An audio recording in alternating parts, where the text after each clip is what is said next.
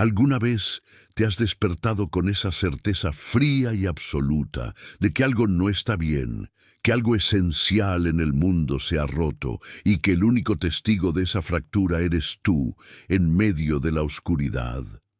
No hablo del miedo común, el que se te pega a la espalda cuando ves una sombra moverse.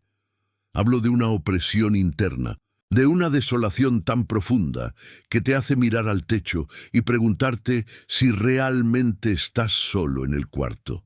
En un barrio denso y húmedo de Lima, no importa si estás en San Miguel o en el Rímac, hay noches donde la humedad no es solo agua suspendida en el aire, sino también miedo, un miedo que se asienta en los huesos. Y en ese barrio en particular, en esas calles angostas donde el concreto parece absorber la luz y el sonido, hay una cosa que se volvió la única constante, el reloj de la fatalidad, el aullido. No me refiero a ese lamento solitario de un perro perdido, el que te hace sentir lástima y te recuerda la crueldad del mundo. Esto es distinto, esto es un coro, una sinfonía de pánico que empieza como un susurro lejano y en menos de 5 segundos se propaga, barriendo callejones y avenidas hasta que el aullido es tan denso que parece tener peso físico, como si las paredes de tu casa estuvieran siendo empujadas por el sonido puro. Es el aullido colectivo de cada perro, de cada talla, de cada temperamento, que ha decidido romper el juramento del silencio nocturno. Y aquí viene lo prohibido, la parte que nadie quiere admitir en voz alta, la que te obliga a cerrar las cortinas y a revisar que la llave esté bien puesta en la cerradura. En ese barrio de Lima, el aullido no es una reacción a la luna o a la sirena de una ambulancia. El aullido es la alarma, la cuenta regresiva, el prólogo sonoro de una ausencia. Los perros aúllan antes de que alguien desaparezca. La primera vez que escuché la historia, la deseché como leyenda urbana, como el tipo de cosa que la gente se cuenta para hacer las noches menos tediosas, para darle un rostro al miedo abstracto. Pero cuando vives ahí, la superstición se convierte en física. Aprendes a medir el tiempo de la noche, no por las manecillas del reloj, sino por la calidad del silencio y por la inminencia del sonido que lo romperá. Fue con don Ricardo. Ricardo era un hombre de unos 70 años, jubilado, vivía solo, pero con la costumbre de salir a barrer su banqueta todas las mañanas a las 6 en punto. Tenía una rutina tan marcada que podías usar su escoba como despertador. Una noche de hace unos 3 años, una noche particularmente pesada de esas donde la neblina marina se cuela hasta tu almohada, el aullido llegó. No fue gradual, fue una erupción. Dicen que empezó con el boxer viejo de la casa de enfrente, un perro que jamás había levantado la voz en 20 años. Fue un gruñido profundo, áspero, que se convirtió en un lamento, y al instante todos los perros de las 6 manzanas circundantes se unieron. No ladraban. Ladrido es agresión. Esto era súplica, era terror puro. Yo vivo a 3 calles de donde vivía don Ricardo. Recuerdo haberme levantado en la cama, sudando frío, preguntándome qué demonios estaban viendo, porque tenían que estar viendo algo. Los perros no hacen eso sin un motivo. No es un concierto, es una advertencia. Y esa noche duró casi 40 minutos ininterrumpidos. 40 minutos de alarido animal que te perforaba los tímpanos, que te hacía sentir que el aire estaba lleno de electricidad estática y que la misma tierra vibraba. Y luego, el silencio. El silencio que siguió al aullido de esa noche fue peor que el ruido. Era un silencio denso, absoluto, como si el sonido se hubiera agotado, como si los perros hubieran usado la última gota de su voz para decir algo terrible y luego simplemente se hubieran rendido. El barrio se sintió vacío. A la mañana siguiente, a las 6:10, la banqueta de don Ricardo estaba sin barrer. La puerta de su casa estaba cerrada con llave por dentro. Las ventanas estaban aseguradas. Su café estaba servido en la mesa de la cocina, ya frío y con una nata espesa. Pero don Ricardo no estaba. No hubo forcejeo, no hubo notas, no había rastros de sangre ni de lucha. Simplemente don Ricardo se había disuelto, se había convertido en un hueco, en una ausencia que el barrio sintió de inmediato. ¿Saben qué es lo más escalofriante? Los perros. Esa mañana estaban extrañamente silenciosos. No jugaban, no gruñían, ni siquiera volteaban a ver a sus dueños. Parecían exhaustos, como si hubieran participado en un ritual agotador. Y ahí empezó el patrón. Al principio pensamos que era coincidencia. La gente desaparece, ¿verdad? Se van por voluntad propia, los problemas económicos, la familia, la vejez. Pero la segunda vez que sucedió fue solo 6 meses después.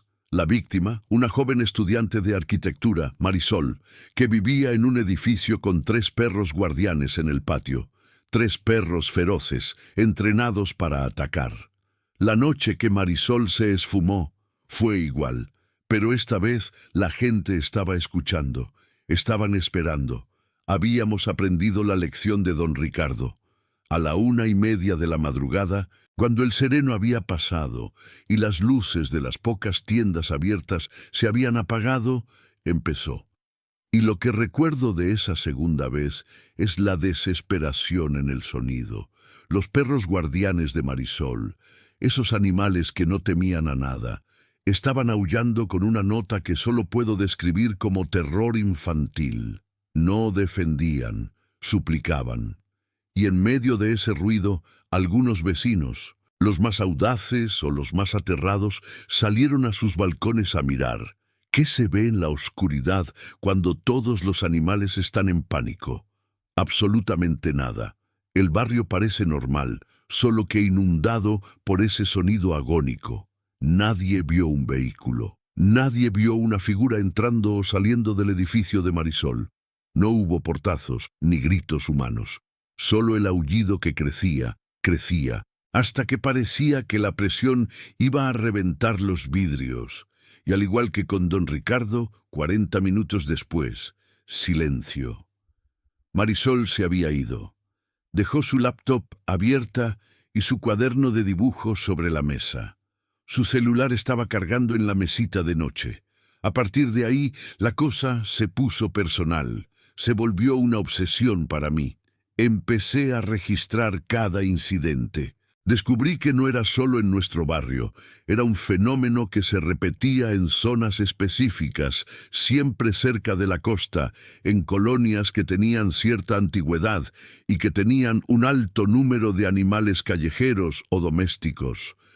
Te juro que la policía no sabe qué hacer. ¿Cómo metes en un reporte desaparición vinculada a actividad canina paranormalmente intensa? Se ríen. Te miran con esa lástima profesional. Pero una cosa es cierta, y si estás escuchando esto en medio de la noche, si la sombra de tu propia habitación te parece demasiado densa, necesito que lo grabes en tu memoria. La desaparición y el aullido están sincronizados. El aullido no es la consecuencia de la desaparición, es el precursor.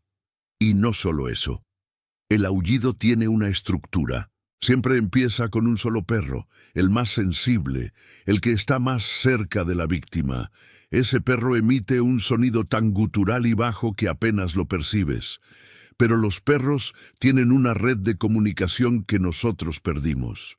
El segundo perro lo capta, y así se propaga como una enfermedad silenciosa hasta que toda la colonia de animales está gritando al unísono. ¿Y qué es lo que ven? Esa es la pregunta que me tortura, la que me mantiene despierto. ¿Ven una figura, un vehículo, o están aullando a una ausencia que ya sienten, a un vacío que se está abriendo en la realidad?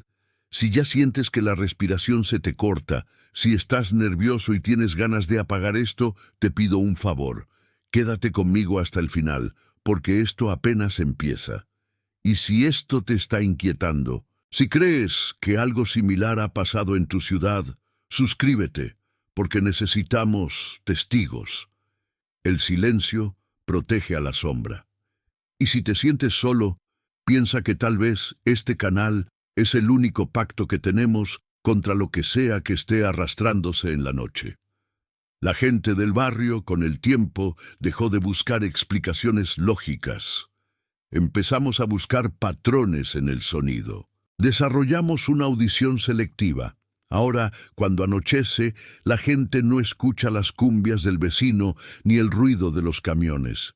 Escuchan el silencio. Esperan el primer indicio de ese temblor sónico. Y la verdad es que el aullido ha cambiado con el tiempo. Al principio era un grito de alerta. Ahora siento que es algo más complejo. Hay una nota de resignación en él, como si los perros hubieran entendido que son solo la audiencia de algo inevitable, que no pueden detenerlo. La última vez que pasó fue hace 3 semanas. La víctima era un muchacho joven, un repartidor llamado Javier. Vivía en la planta baja de un multifamiliar. Esa noche el aullido no fue tan largo, duró solo 23 minutos, pero fue infinitamente más intenso. Parecía que los perros estaban intentando romper el sonido, empujar algo con sus voces, y lo que encontré al día siguiente en la habitación de Javier es lo que me hizo dejar de dormir por completo. No fue el desorden, ni la ventana abierta, fue el olor.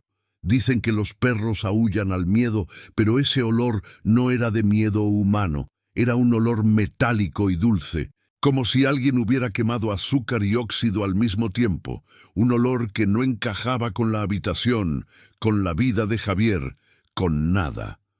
Un olor que se pegaba a las paredes. Y cuando la policía finalmente se fue, cuando el silencio volvió, noté algo más que me hizo temblar hasta la médula. El perro de Javier, un pequeño pug que dormía a los pies de su cama, había desaparecido con él. En todos los casos anteriores, los animales de las víctimas se habían quedado, aterrorizados, mudos, negándose a comer. Pero esta vez, el perro también se fue. Esto lo cambia todo. Si los perros aúllan porque ven que alguien desaparece, ¿qué significa que uno de ellos también se haya ido? Significa que la cosa que se lleva a la gente, la cosa a la que los perros le tienen un terror tan visceral, no solo está abriendo un agujero en la vida de un humano, significa que está consumiendo, está tragando, y que tal vez los animales no son solo testigos, quizás son el precio, la ofrenda o el cebo. Y aquí, donde termina la primera parte de esta historia, quiero que pienses en esto. ¿Qué tipo de criatura, qué tipo de fenómeno puede provocar tal grado de pánico en la fauna que viven con nosotros? Y luego, en una evolución de su propia rutina macabra, empieza a llevarse a los testigos silenciosos. El patrón está acelerando. El tiempo entre un aullido y el siguiente es cada vez más corto. Y siento que ahora el silencio de la noche no es una tregua, sino un aliento contenido. Estoy esperando el sonido, te lo confieso. Estoy pegado a la ventana, observando a los perros de la calle, esperando a ver cuál de ellos será el primero en romper ese juramento, cuál será el primero en mirar hacia donde yo no puedo ver y en dar la señal de que la siguiente ausencia, la siguiente prueba de que algo nos está cazando en este barrio de Lima, ya está aquí. Y me pregunto, si el aullido empieza ahora, ¿lo escucharás tú también, sin importar dónde estés? Si lo oyes, no abras la puerta. Simplemente no te muevas, porque si lo haces, si te asomas a ver qué es lo que los perros están viendo, puede que descubras que están aullando por ti. ¿Alguna vez te has quedado mirando un pasillo oscuro justo después de que un ruido intenso se detuvo, sintiendo que el verdadero peligro no era el estruendo, sino la quietud absoluta que lo sigue? Esa quietud pesada, húmeda, que te envuelve como un sudario. Si lograste escuchar la primera parte de esta historia, sabes que en ese barrio de Lima la calma era solo el periodo de incubación entre el presagio y la pérdida definitiva.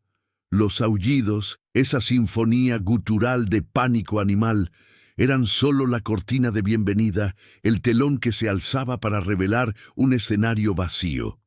El detective Ricardo, aquel hombre consumido por la repetición de los patrones y el rostro de los ausentes, se había negado a ser una víctima más de la ignorancia. Había llegado al punto donde la lógica policial se doblaba y se rompía bajo el peso de lo inexplicable. No eran secuestros, no eran huidas, no había notas de rescate ni cuerpos, solo la ausencia quirúrgica de una persona. Y el vacío que quedaba era tan perfecto que el aire mismo parecía negarse a ocuparlo. Ricardo había decidido, con esa determinación suicida que solo nace del agotamiento moral, que la próxima vez no estaría en su cama esperando el informe. Estaría en la calle. La noche que siguió al último aullido fue un infierno de tensión contenida. Ricardo se ubicó en la azotea de un edificio abandonado, justo frente a la casa de la señora Elena, la próxima víctima según sus cálculos aterradores. Eran las 2:40 de la mañana, la hora exacta donde el mundo se siente más delgado, donde la realidad parece deshilacharse en los bordes. El aire en Lima, cargado de humedad y el olor a diésel rancio, se sentía inusualmente frío, un frío que no venía del clima, sino de una expectativa profunda y nefasta. Se sentía como si el vecindario completo estuviera conteniendo la respiración, esperando la señal. A las 3:10, el primer sonido. No fue un aullido, sino un lamento corto, ahogado, de un perro solitario en la periferia del barrio, como una prueba de sonido. Luego, el silencio volvió a cerrarse, pero esta vez con una cualidad más metálica, más afilada. Ricardo sintió la adrenalina recorrerle el cuerpo, no como emoción, sino como un veneno que paraliza. Miró las ventanas oscuras del barrio. Todas eran ojos cerrados, cómplices involuntarios de lo que vendría. Sabía que nadie se atrevería a mirar. A las 3:16 llegó. Fue instantáneo y total. Una explosión de desesperación pura.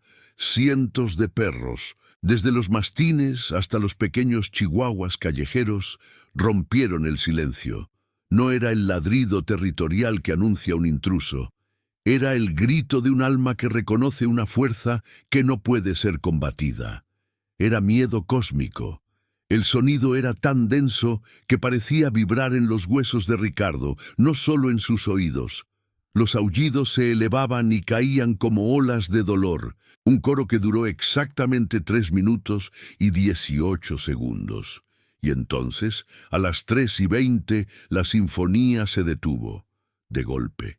No decayó lentamente, sino que fue cortada con una precisión aterradora, como si alguien hubiera tirado de un interruptor maestro que controlaba cada garganta canina en ese sector de Lima. El silencio que quedó no era paz. Era una cavidad hueca, un vacío que parecía chupar la luz de los faroles distantes. Ricardo se obligó a parpadear, a mantener la vista fija en la calle, que ahora parecía bidimensional, sin profundidad. Y fue entonces cuando lo vio. No fue un hombre, no fue un animal. Y si has llegado hasta este punto de la narración, en medio de esta noche, es porque sabes que hay cosas que no deben verse a solas. Haz ese pacto conmigo ahora, quédate hasta el final, y deja tu huella para que sepamos que no estás solo en esto. Lo que caminaba por la calle no proyectaba sombra, más bien era la ausencia de sombra. Se movía lentamente, con una deliberación que te congelaba la sangre. Era la personificación de la negrura total, una figura que absorbía la luz ambiental hasta el punto de que los ladrillos de las casas detrás de ella parecían moverse hacia adelante, como si el espacio se curvase para evitar tocarla. No hacía ruido, no había pisadas, pero Ricardo sintió el cambio de presión en el aire, como si una masa invisiblemente pesada se desplazara a paso de humano. Era alto, o al menos así se sentía, y su forma era vagamente humanoide, pero fluida, como si estuviera hecho de tinta en movimiento perpetuo. La entidad no estaba buscando, parecía estar sintiendo. Se deslizó frente a la casa del carnicero, pasó la de la costurera, y luego, con una pausa casi imperceptible que duró una eternidad, se detuvo frente a la puerta de la señora Elena. Ricardo no pudo moverse. Su terror no era físico, era la comprensión de que estaba presenciando el mecanismo del universo corrigiendo un error, y que él era el único testigo que vería la mancha antes de que fuera borrada. Los perros no aullaban por la entidad, aullaban porque sabían que la entidad había venido a recoger el eco de alguien que ya se había ido emocionalmente. La sombra, llamémosla así porque definirla es imposible, se quedó estática, no tocó la puerta, solo se quedó ahí, frente a la fachada de ladrillo, y Ricardo tuvo la sensación de que no estaba mirando la casa, sino atravesándola. En ese momento ocurrió la revelación que terminó por romper la cordura de Ricardo. La sombra no era la que elegía, la sombra era solo el vehículo de la aceptación. Pensó en la señora Elena. Había enviudado hace 5 años. Sus hijos se habían ido del país. Vivía sola, en una rutina de soledad perfecta, una mujer buena, sí, pero que había estado deseando, quizás inconscientemente, la liberación, la quietud final, la disolución. Había estado desapareciendo lentamente por dentro. La sombra se quedó un momento más, y luego, sin voltear, se alejó con la misma lentitud implacable. Se dirigió calle abajo, hacia la oscuridad más densa, y justo antes de que se esfumara por completo, Ricardo se dio cuenta de algo peor. No estaba caminando sin proyectar sombra. Estaba caminando dentro de su propia sombra. Era un portal andante. El reloj de la iglesia marcó las 3:23.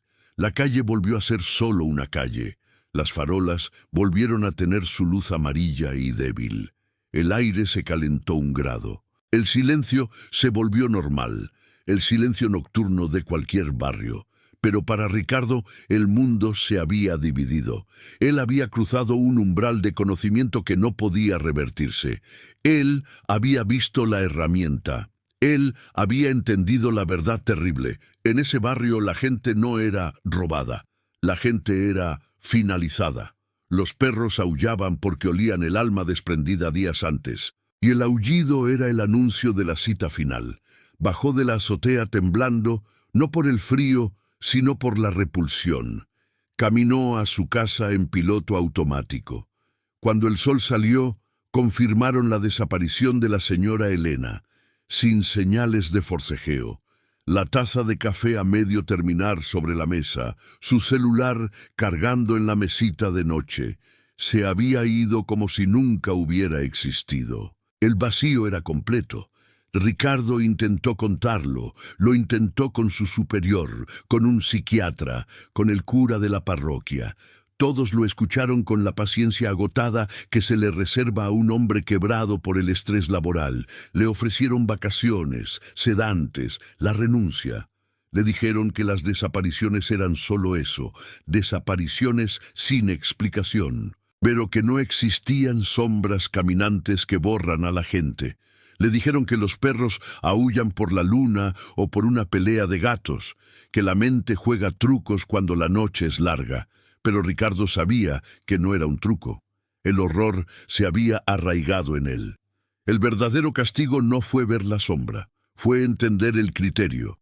Si la entidad venía por aquellos que ya estaban desvaneciéndose, por aquellos que el tejido social había olvidado o de los cuales se habían retirado voluntariamente, ¿qué significaba eso para él? Ricardo había perdido a su esposa en un accidente hacía 2 años. Había dedicado su vida a este caso hasta el punto de la autodestrucción. Comía solo, dormía mal, y su único contacto con la humanidad era el informe frío de las ausencias. Se dio cuenta, con un escalofrío que le erizó el vello del cuello, de que él era el candidato perfecto. Él era la próxima persona que, internamente, ya no estaba. Había estado aullando en silencio durante meses. A partir de esa noche, Ricardo se convirtió en su propio prisionero. Ya no podía apagar la luz sin sentir que la habitación se había vuelto más fría. Miraba su reflejo en el espejo y no veía a Ricardo, sino la silueta borrosa de un hombre esperando su turno. Cada noche dormía con la ventana abierta, forzándose a escuchar los ruidos comunes del barrio, la música lejana, el motor de un taxi, en un intento desesperado de anclar su alma a la realidad, de demostrarse a sí mismo que todavía pertenecía a este plano de existencia. Intentó cambiar. Llamó a viejos amigos, forzó conversaciones con los vecinos, sonrió sin ganas, pero era inútil. El núcleo de su ser había sido marcado por la visión de la sombra. Sabía que la diferencia entre él y la señora Elena era solo una cuestión de tiempo y de aullidos. Una semana después, se despertó a las 3 de la mañana. No fue por una pesadilla, fue por el silencio. Era ese silencio denso, el que precede a la furia de los perros. Se levantó de la cama, arrastrando los pies hacia la ventana. La calle estaba negra y quieta. No había brisa, y luego lo escuchó. No eran los perros del barrio, era un solo perro, uno muy cercano. El aullido comenzó bajo y doloroso. No era la advertencia histérica, sino el lamento de despedida. Venía de la casa de su vecino, un pequeño schnauzer que siempre ladraba a las palomas, un perro que lo conocía. El sonido creció, envolviendo a Ricardo en una ola de pánico puro y helado. El aullido no era para el vecino, el aullido era para él. El animal había sentido su completa desconexión. El aullido se elevó hasta la nota más alta de la angustia canina, un sonido que te desgarra el alma. Ricardo se pegó a la pared, incapaz de respirar. Sabía que la sombra estaba ahí afuera, parada en la oscuridad frente a su propia puerta, examinando la fachada, sabiendo que dentro había un hombre que ya era una idea incompleta. El aullido del schnauzer se cortó, de nuevo, de golpe. Ricardo esperó con el corazón golpeándole las costillas. Esperó el sonido de la sombra alejándose. Pero el silencio continuó, un silencio que no se iba, un silencio que se sentía fijo. Se acercó a la ventana, temblando. Miró hacia la calle. No había nada, solo la oscuridad pesada, indiferente. La sombra ya no estaba, o tal vez la sombra ya había entrado. La gente del barrio, al día siguiente, no entendió por qué Ricardo no se presentó a trabajar. Pensaron que finalmente había tomado sus vacaciones. Cuando fueron a buscarlo, su departamento estaba inmaculado, la llave puesta por dentro, el informe de las desapariciones clasificado y ordenado sobre la mesa, su celular cargando, pero Ricardo no estaba. Solo quedaba el vacío y la pregunta que flota en el aire frío de esa calle de Lima. ¿Estás seguro de que todavía estás aquí, contigo? ¿Estás seguro de que tu presencia es lo suficientemente densa para resistir la quietud de la noche? Si alguna vez sentiste esa quietud que precede al desastre, o si has estado mirando esta historia en la oscuridad, déjame un comentario. No importa si es solo la palabra «lo escuché» o «no estoy solo». Ayúdame a saber que la sombra no te encontró mientras mirabas esto, y compártelo solo con alguien que sepas que está demasiado solo. Ahora siéntate en tu cama, escucha el silencio después de que esta voz termine, y pregunta, ¿ese aire pesado que sientes en la habitación es solo el aire o es la ausencia de algo que acaba de irse? No te muevas, no enciendas la luz todavía. Tal vez la sombra ya se ha dado cuenta de que alguien te está mirando. Y si te das la vuelta, tal vez ya no haya nada ahí para que te veas.